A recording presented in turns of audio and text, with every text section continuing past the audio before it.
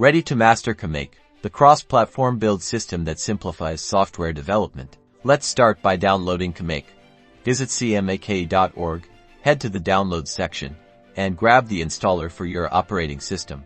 Launch the installer, agree to the license, and importantly, ensure you add CMake to your system's path for command line access. Now, for the basics, create a CMakeLists.txt file in your project's root directory. This is where you'll define your build process.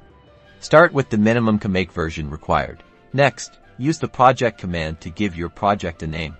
This is how CMake identifies your project. Finally, define your executable with the add_executable command, specifying the executable's name and its source files. To build, create a build directory, navigate into it, and run CMake. This tells CMake to use the CMakeLists.txt in the parent directory. Then, use Make to compile your project. CMake goes beyond the basics, allowing you to manage dependencies, set compiler flags, handle libraries, and adapt to different platforms with conditional logic. Leverage CMake's integrations with popular IDEs like Visual Studio, Client, and VS Code for a seamless development workflow. Explore the depths of CMake, simplify your builds, and unlock cross-platform development success.